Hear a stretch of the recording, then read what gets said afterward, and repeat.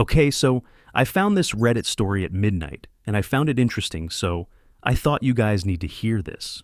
So, she starts her post with, I'm a 29-year-old female. I run my own business now, and my best friend of 12 years tried to erase me from something I built with my own hands. So, me and my best friend Jade had been inseparable since we were 17.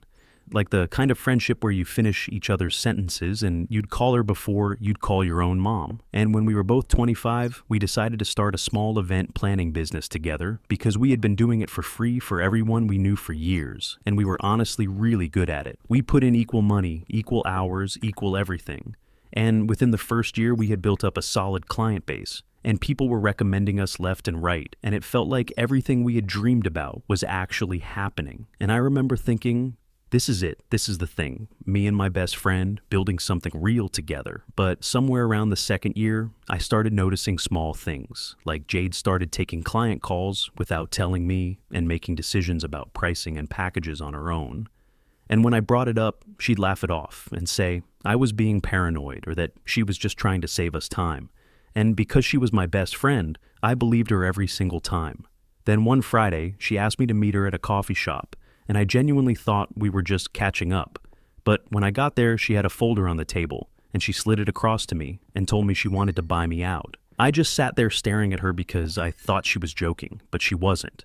And she told me that she felt like the business had outgrown the partnership, and that she had a vision for it that she didn't think I shared. And she had already spoken to a lawyer and had a number ready and everything, and I remember the feeling of just everything going cold. I asked her when she had decided this, and she said she'd been thinking about it for months, and had not said a single word to me.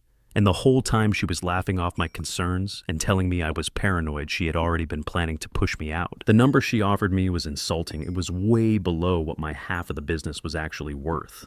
And I told her that, and she said take it or leave it, because either way she was moving forward. So I got my own lawyer, and we went back and forth for about 6 weeks, and eventually I got a fair payout. But I left that coffee shop that day, and I have not spoken to Jade since.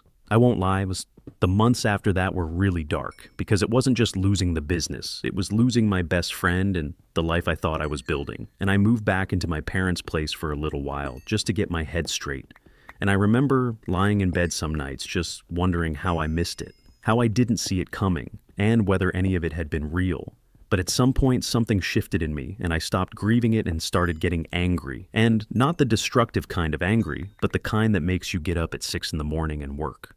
So that's what I did. I spent 3 months doing nothing but researching, talking to other event planners, learning everything about the corporate events side of the industry, which is where the real money is, because me and Jade had always stayed in the social events space, weddings, birthdays, that kind of thing.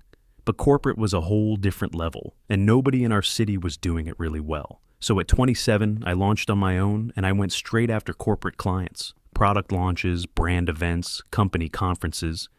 And the first 6 months were brutal and slow.